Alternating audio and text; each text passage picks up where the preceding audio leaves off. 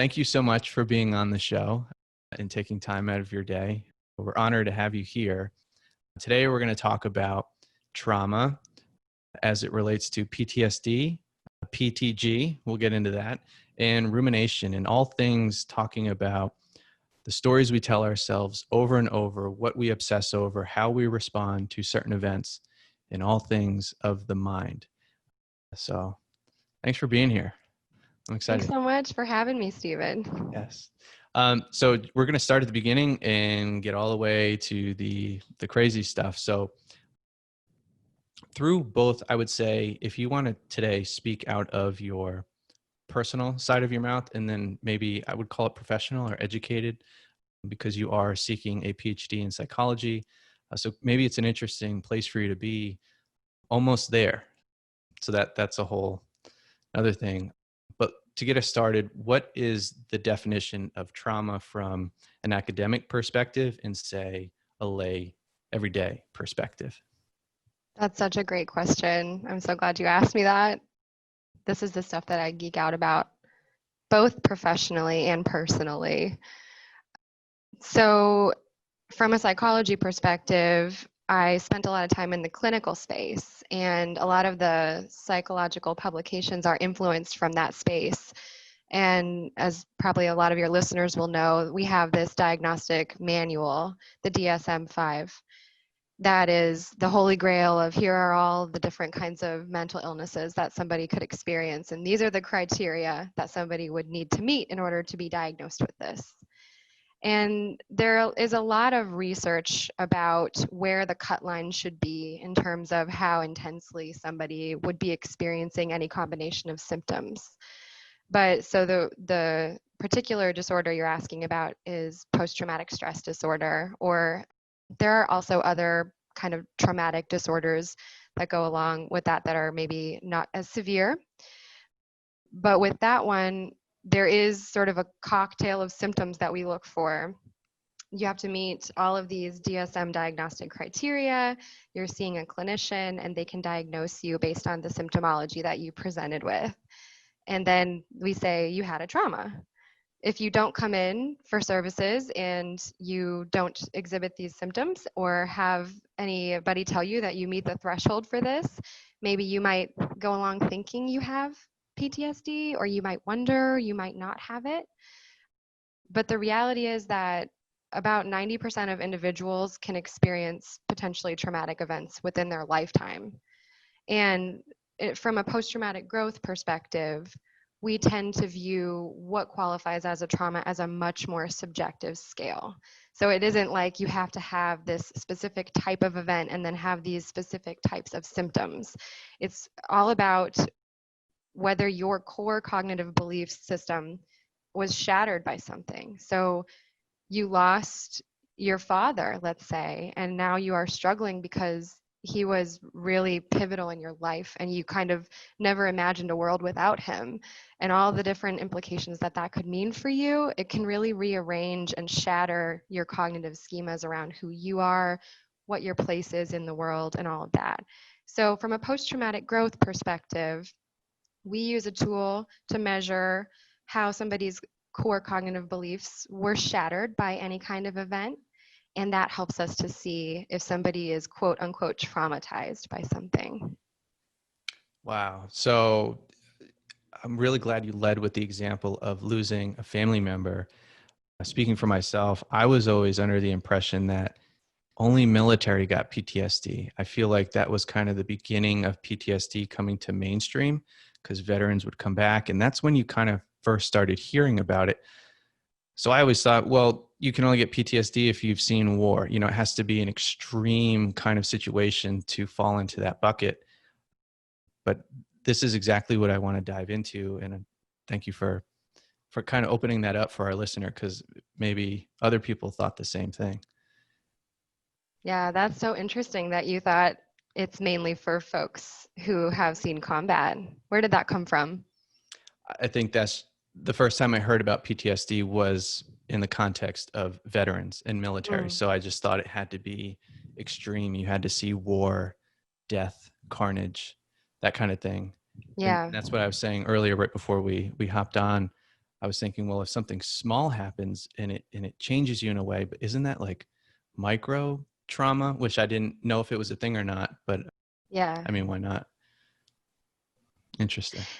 Yeah. So interestingly, the PTSD diagnosis did emerge from studies with veterans post all the wars in the 1900, different eras.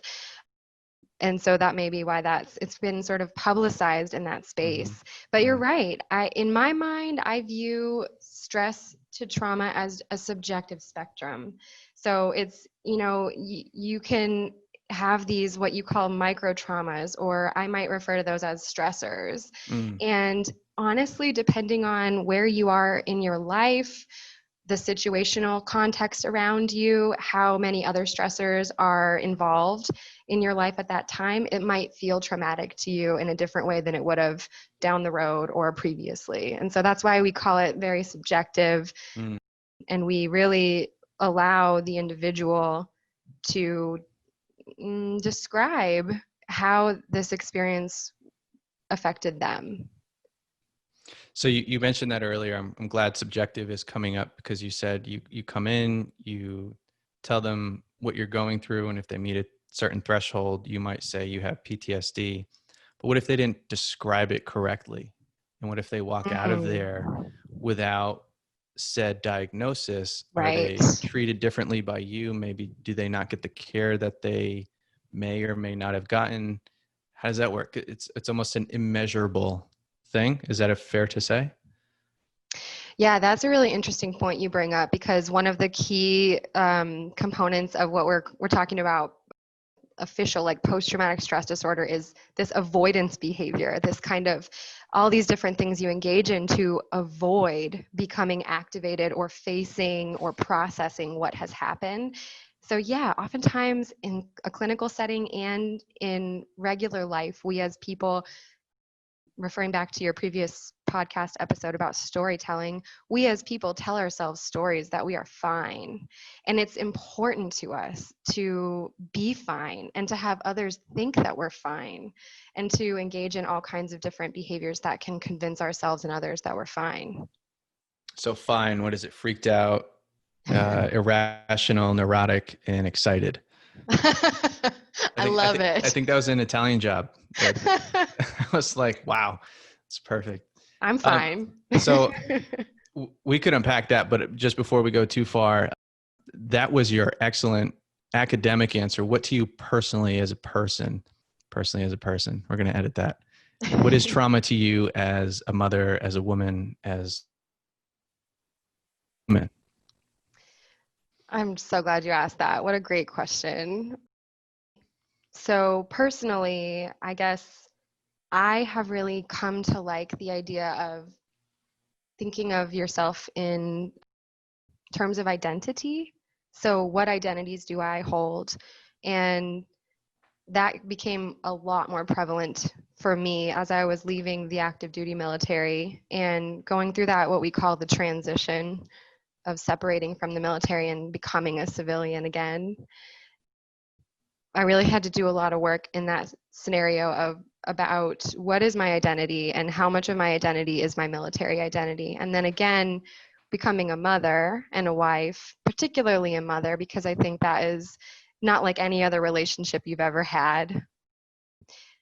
You have this new identity where this little person needs you so much, and it's such a selfless kind of identity that can be a lot different than, for me, it was a lot different than how I was prior to being a parent. And so I think that losing certain identities for me can feel traumatic. And I notice this in other people personally when I'm talking, a lot of times when I'm talking to others, and if I hear like, oh, hey, I'm retiring. Wow, what a huge loss of an identity for you. I feel like that really could be a trauma.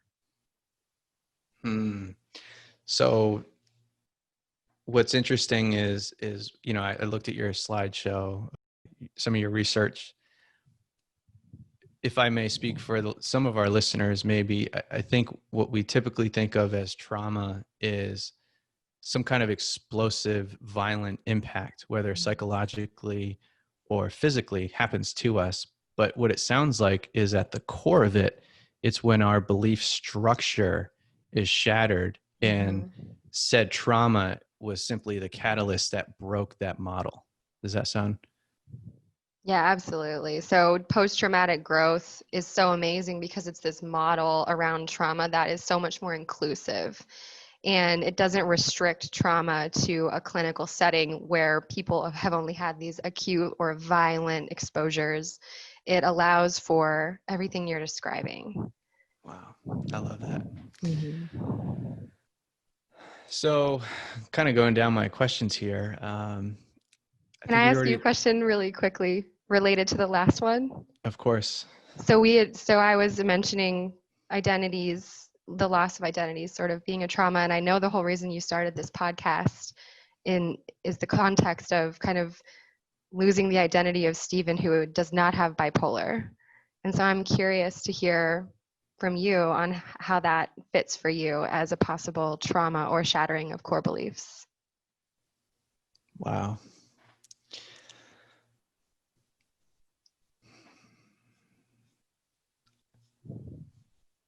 I was not prepared for this. You can get back to me. No, I mean, I'm up to the challenge. Thank you for asking that.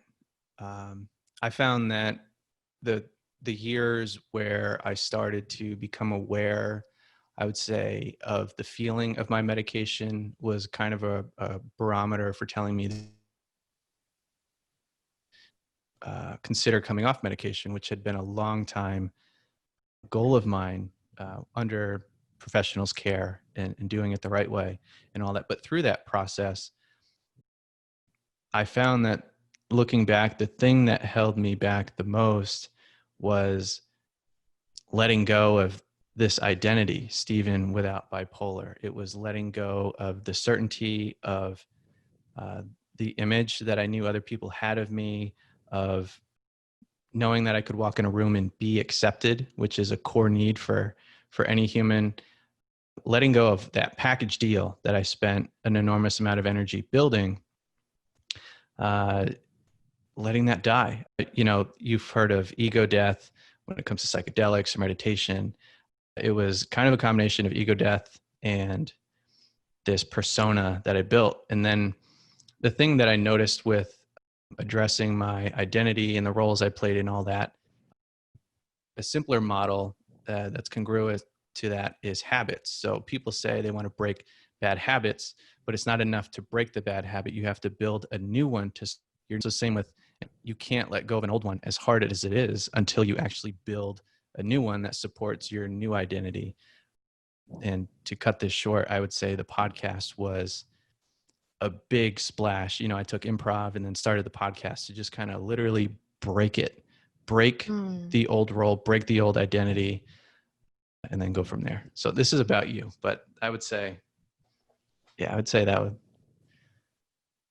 a I start. love that. I love that you mentioned being able to allow a new identity to emerge, sort of the grief work of grieving that identity and then Oh my gosh. accepting the new world. And that's the post-traumatic growth work. It's Mm-hmm. letting go of whatever was shattered and then rebuilding and then accepting this new reality. Mm-hmm. So to add to that, you said accepting on the third step. For me, I would add acceptance to the first step. You have to accept where you're at, Mm, what you've been doing, and why you've been doing it. Almost admit that, mm, well, I'll speak for myself, I was living a lie. yeah. I had to accept that. And yeah, there's a lot there. Yeah. And that's a lot of the clinical work that we do around that would be around the regret or the guilt, maybe, of, feeling as though you've lived a lie and that you weren't being your true authentic self. And I think it's sad to me that that work is mostly done in a clinical setting. I'm sure people are getting to that work outside of the clinical offices. And that is so important because, Mm-hmm. if we beat ourselves up and live kind of having this, well, this is how I was, but this is how I am now, and how I was before is not who I am. It's, Mm-hmm. it's not true to who we really are, because we do have to integrate who we were before with who we are now. We do kind of have to get to that, like you said, acceptance of that. and bring it with us. Yes, grief was a large part of that. In that process, something else that, well, grief is definitely a large part of that. And you mentioned in a clinical setting, do you think it takes kind of a big hard hit to get them to that point for some people, because they may not be as introspective? So it takes kind of a cataclysmic event to get them there. So then they realize, wow, I've been living a lie. Wow, I've been distracting myself. So everything is fine, versus kind of smaller moments or smaller events. Yeah, so what we would describe that as in the psychology world is kind of the difference between post-traumatic growth versus regular growth. And interesting it's interesting that in post-traumatic growth we have these 5 dimensions that we can quantify. And these are areas that people experience dramatic transformation. That is something that we do believe that you need this shattering experience of your core beliefs in order to have a very noticeable transformation like that. Which isn't to say that people don't experience transformation and growth over time. They do, and that's kind of called maturing. And interestingly, also, some of the post-traumatic growth outcomes, if you were to say, like, I've gone through one of these events that shattered my core beliefs, I've engaged in this cognitive and emotional work, and I'm experiencing some of these dimensions of transformation, then on the other side of that is kind of what we view as wisdom and resilience, which are also products of the normally occurring maturation process in people. So it's sort of, if you can imagine it, kind of these groundbreaking, earth-shattering events kind of accelerate the process of growth. Mm-hmm. Excellent segue. So my next question is, does a PTSD diagnosis help or hurt the person? Has it ever made things worse? The idea of a diagnosis, I have this whole hypothesis of how a diagnosis may exacerbate your psychological perspective of your world. Speaking for myself, I wonder if I was never diagnosed bipolar, would I not have lived the life of a man with bipolar trying to deal with bipolar, or would it have just been emotional episodes that might have faded away? Did I keep it alive because I kept saying, I am not bipolar, I need to figure, you know what I mean? Like I wonder. So interesting. I'm going to go back to the story that we tell ourselves piece, right? So, a big piece of trauma and of post-traumatic growth and getting to, maybe if you can kind of think of it as the other side of a traumatic event, is to be able to integrate it into your story. And maybe for some people, having the post-traumatic stress disorder diagnosis can help with that. It could be helpful. What we do in therapy often would be to help somebody understand this is what you're experiencing. And in the beginning, they may be really resistant to that. It may not fit. They may not see themselves. And often trauma survivors don't see themselves as having a severe reaction. They don't want to have that be part of their story. And a lot of the work can be helping to convince somebody, like, yes, this is what you're experiencing. And once they can accept that, it can help normalize it, because you can show them there's all these other individuals too. You're not the only one. And that can be incredibly validating to know that, hey, there are many other people out there experiencing this. But I also agree with you that it isn't always necessary.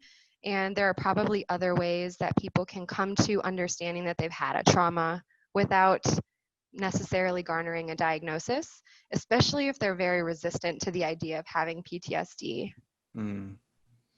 So the part where you said, if they kind of get the label and then tell them there are other people with this label, it kind of helps with acceptance. Did I say that right? Mm-hmm. So the idea of that, from an academic perspective, what is that mechanism? Because I have experienced that both from a mental health perspective and from improv. When you give permission to other people by just being very strange, very funny, very whatever you are on stage, it gives them, and it's kind of that inclusion mechanism, whether it's on stage or it's a mental health perspective.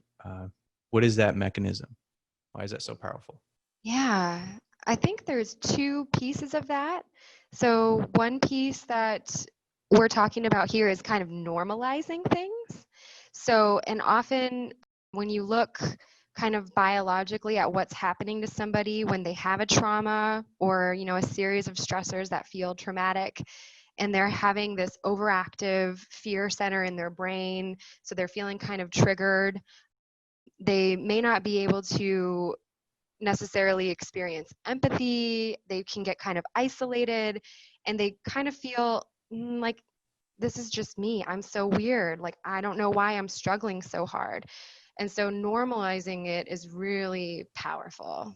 Being able to start laying the groundwork for somebody and say, hey, others have had this experience too.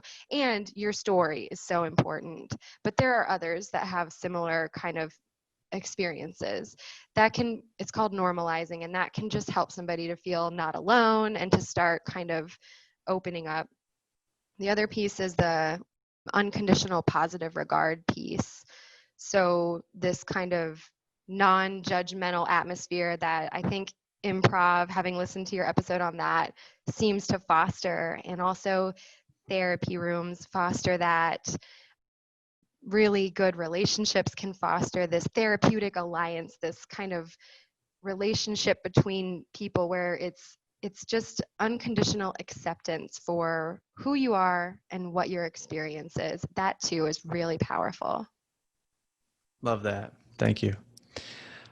So to kind of flip the model of trauma stoking growth, maybe in an accelerated fashion, is there a way to,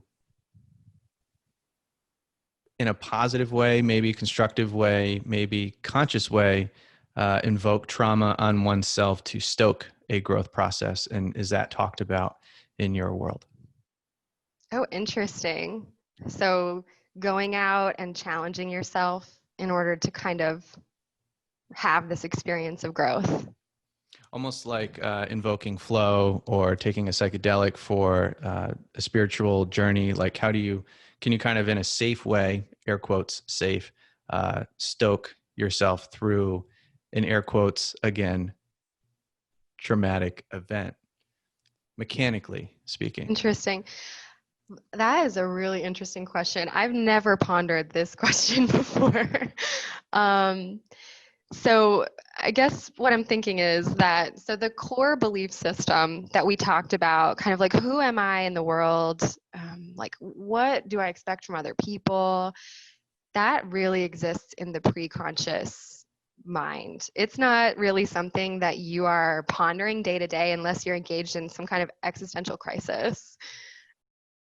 And so I don't know that we would necessarily be driven to try to shatter our own core belief system unless we heard this podcast and then decided to try and figure it out. But I do think that is kind of the function, though, of, like we talked about, the maturation process. And if you think about it, as a youth coming up into sort of like the university, college age, they're wanting to go out and have new experiences. And then you have there are kind of built-in things in life that can happen in different ways for different people that will just kind of inherently do that. Maybe getting married, losing a loved one, living abroad, all these kinds of things that could happen. And I do think there is kind of a generation of these like soul searchers who are, I guess it's always existed, that people are going out and trying to find themselves traveling, and maybe that's what that is. Yeah. So what that leads to for me is, for someone who feels stuck and they feel like they've tried everything, air quotes, tried everything, maybe this will give them the confidence and maybe a little assurance that there is science behind you going and living abroad. And no, it's not you being reckless or you being a rebel. Maybe instead it's a positive context of you stoking a way to break your current core beliefs of yourself, in that I can't do anything right, I'm not made for greatness, all these things. Go break it. Go do something very healthy, but different.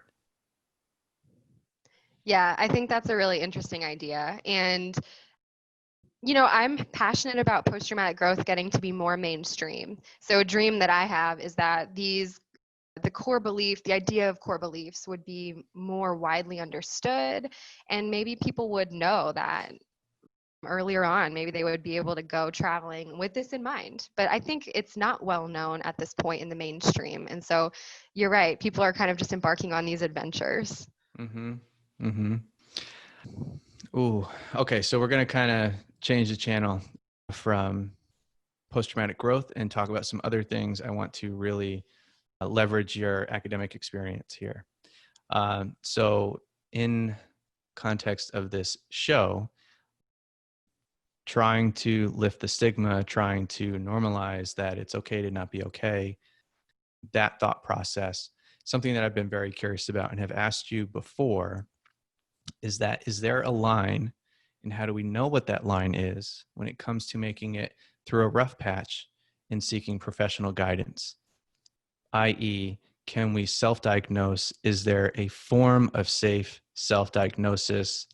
And how can our listener learn to understand themselves in a way to where they know they need to go see someone, or they can kind of tough it out and be that caterpillar that's breaking through pain, or growth is painful.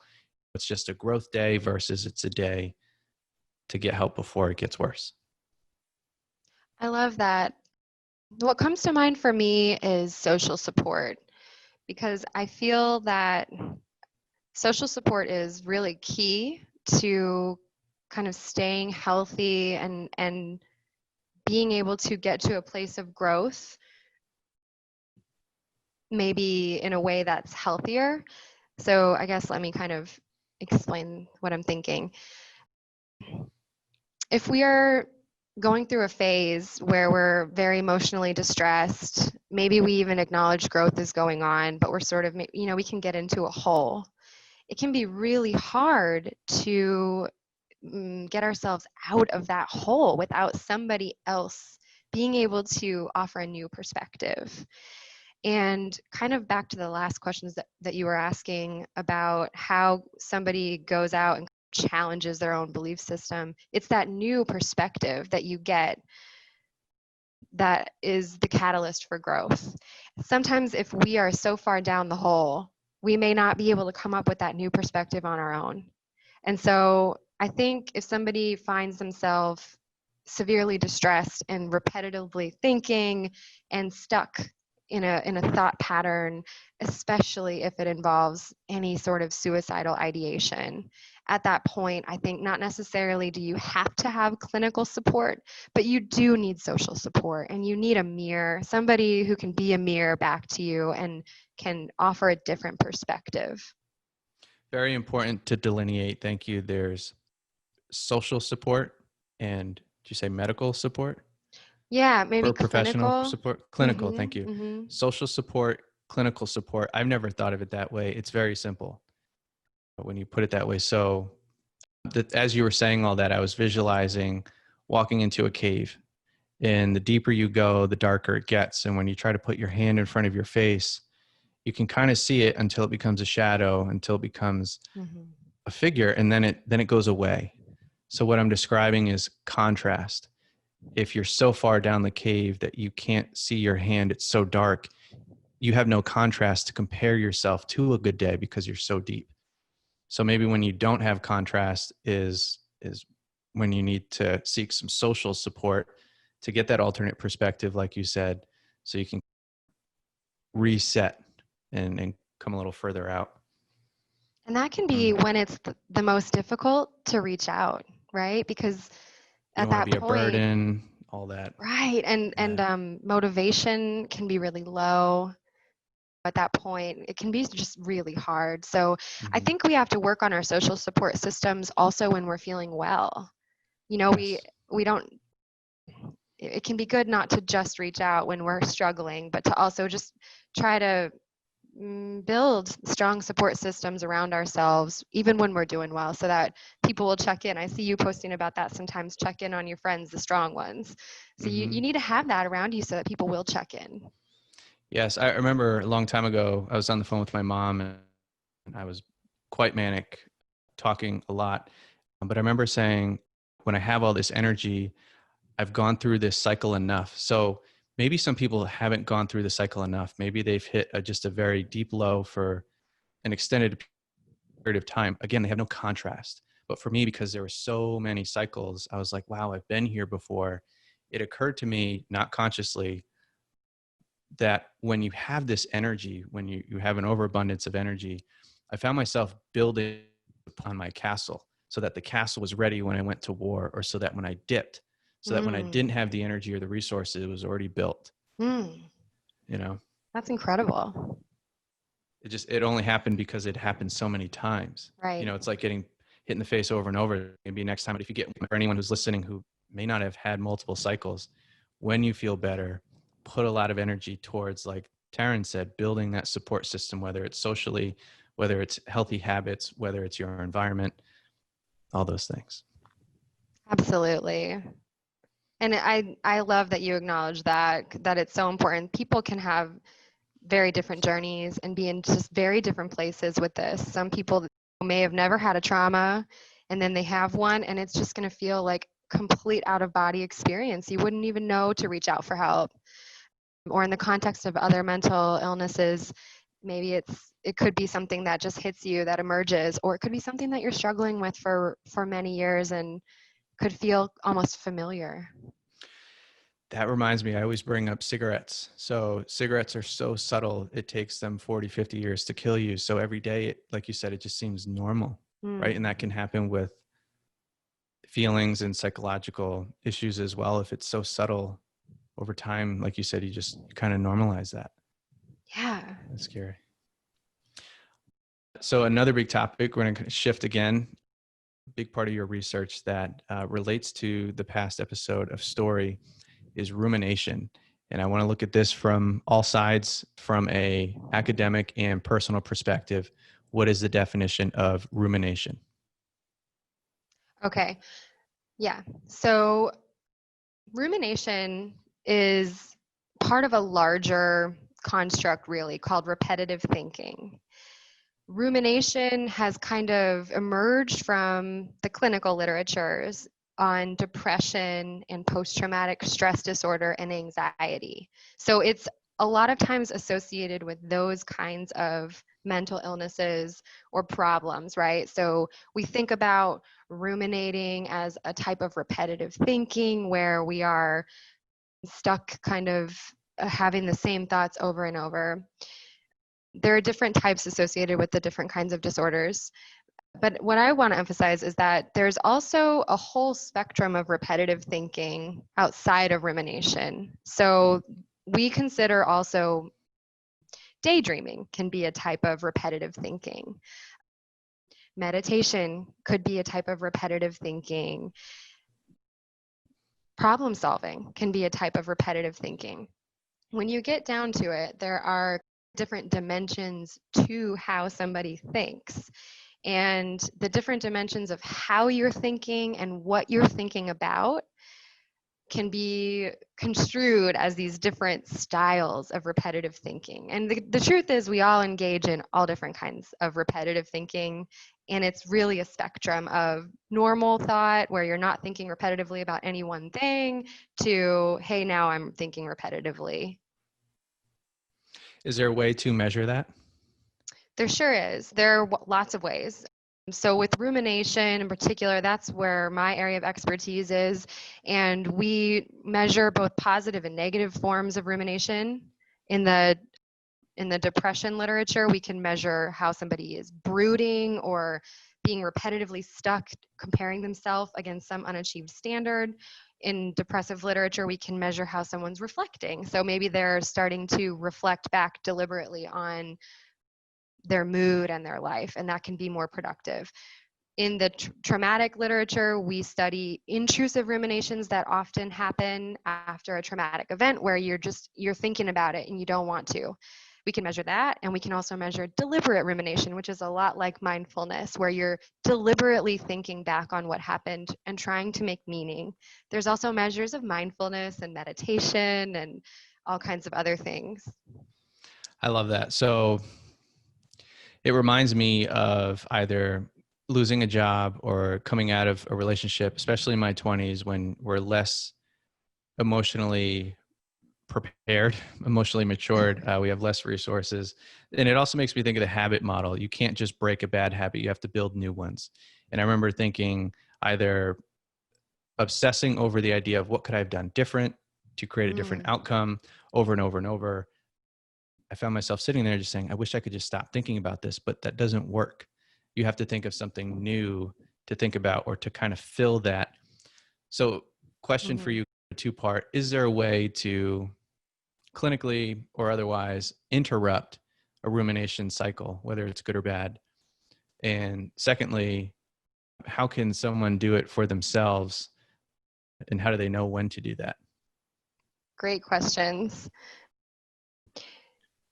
Okay, so as far as being able to interrupt your own ruminations and your own repetitive thought processes, you are right that there is, like you said, the emotional component. And interestingly, that is often very related to whether we are ruminating and what style of rumination or repetitive thinking we're engaged in.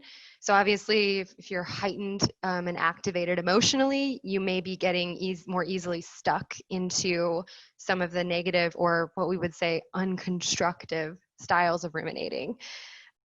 And so one of the things that people can do is to work on grounding and breathing and trying to dampen the physiological arousal that happens with heightened emotions. So yoga is a great kind of intervention for that. So doing breath work, slowing things down, engaging your body in something else to try and get outside of your mind and quiet those emotions down. That can create some space where you can start to think about your thinking. I love thinking about thinking. Yes. I feel like, side note, I feel like thinking about thinking can become a ruminating Totally. thought. So maybe rumination isn't necessarily good or bad. It's just what it is. Rumination is the mechanical process. It's what's in that process that makes the difference. Is that fair to say?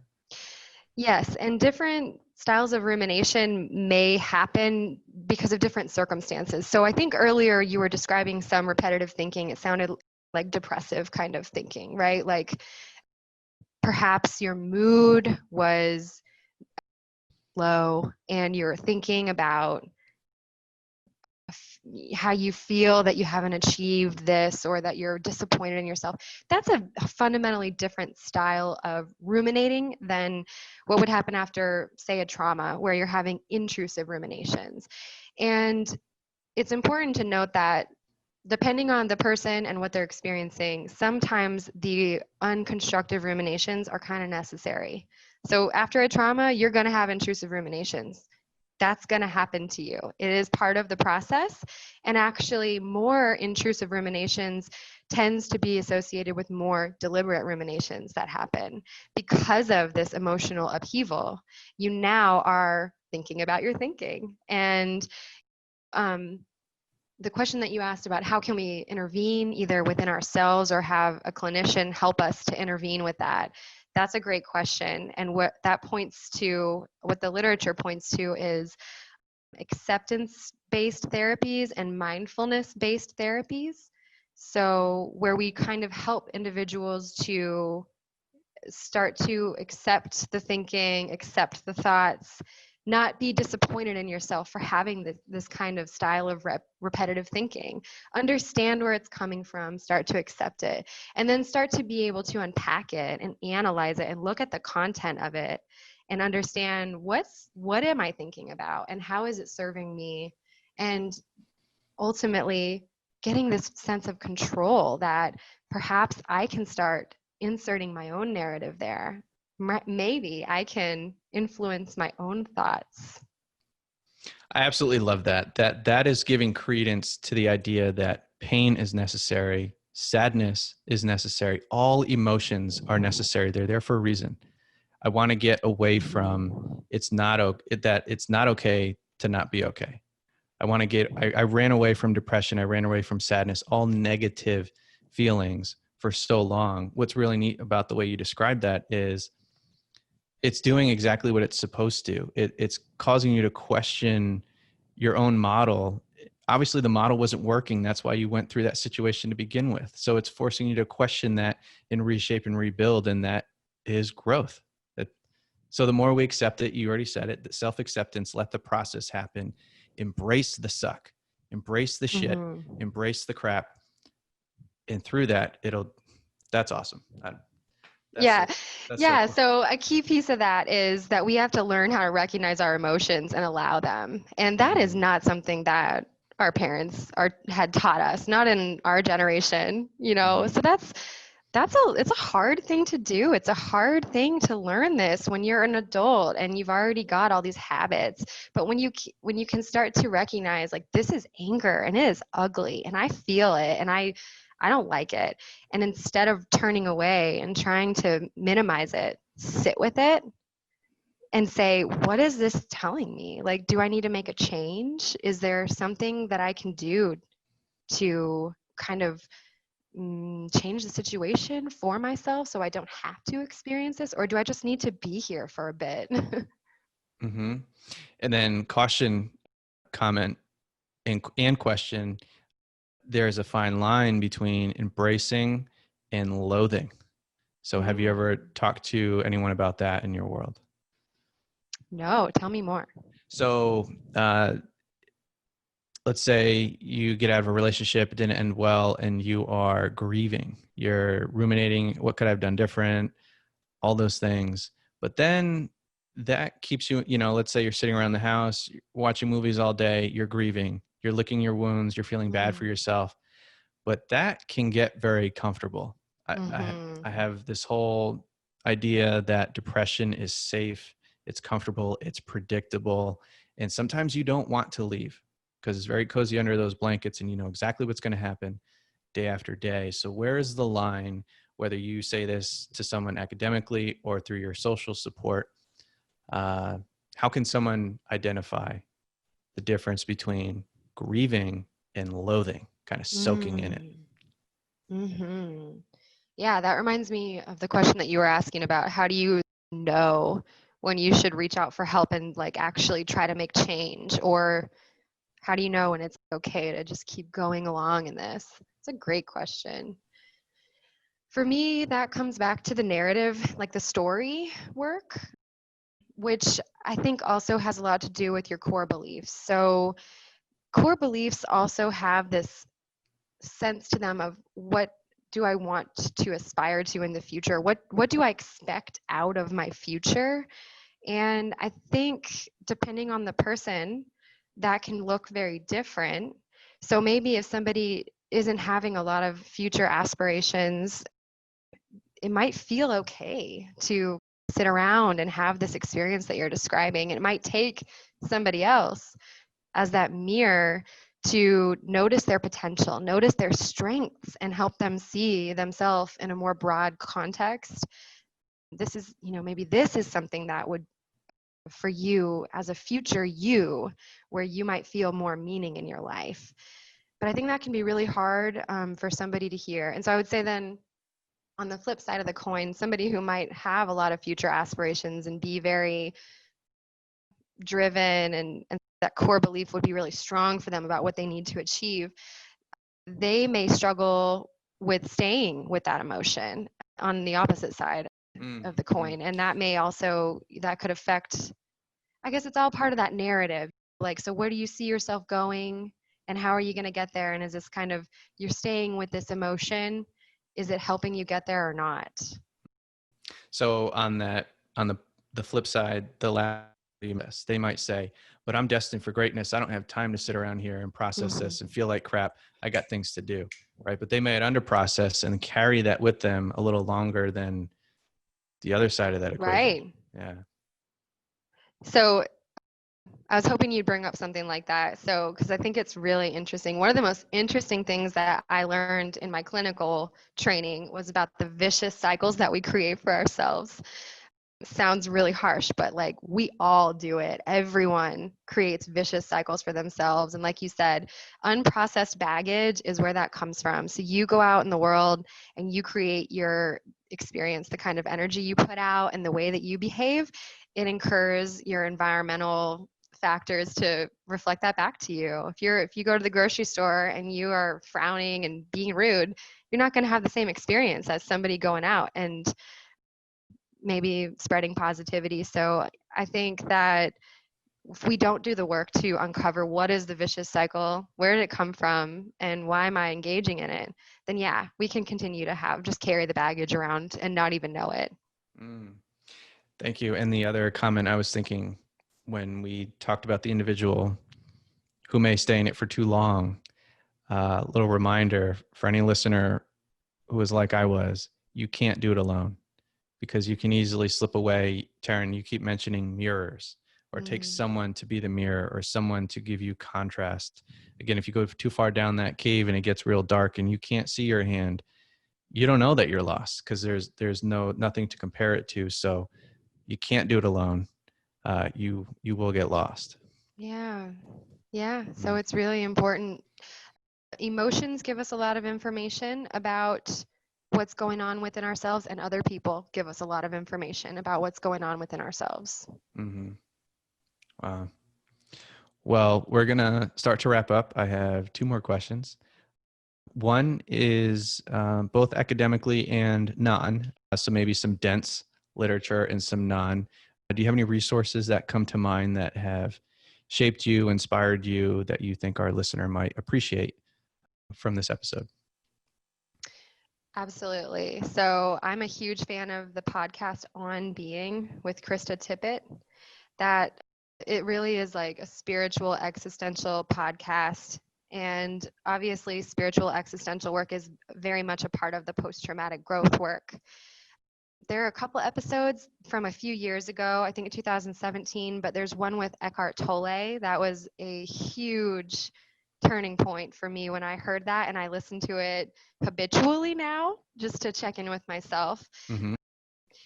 When you find something like that that speaks to you, I would recommend that could be a way to, even if you don't have the social network, you know that listening to this podcast, for example, helps you to like turn your brain into a different space. You can save that and hold that. And that's what I use that podcast with Eckhart Tolle for. But she has some really amazing ones with Mary Oliver, Bessel van der Kolk, who is a trauma psychiatrist and talks at length about the effects of trauma on the brain, body, and mind.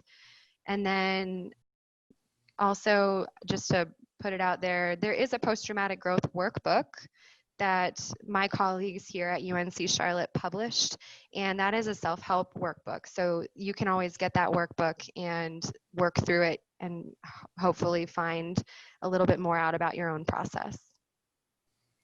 Love that. Thank you. And all those will be included in the show notes. Okay, great. So in closing, this was wonderful. Is there anything you would like to put out in the universe? Wow. I just think that it's important to be super vulnerable with yourself and others when you feel safe. It's also okay if you're not at that place. But it seems like vulnerability is a catalyst for growth. So if that was, one of the questions that kept coming up in your interview, it seemed like I would say, just for everybody listening, try to be vulnerable, try to be honest with yourself and with others, and forget the facade, because the real work is underneath, it's within us. And if we listen to ourselves, there's a lot of information that's trying to emerge. Beautiful. Thank you, Taryn. Love you. Yeah, you too, Stephen.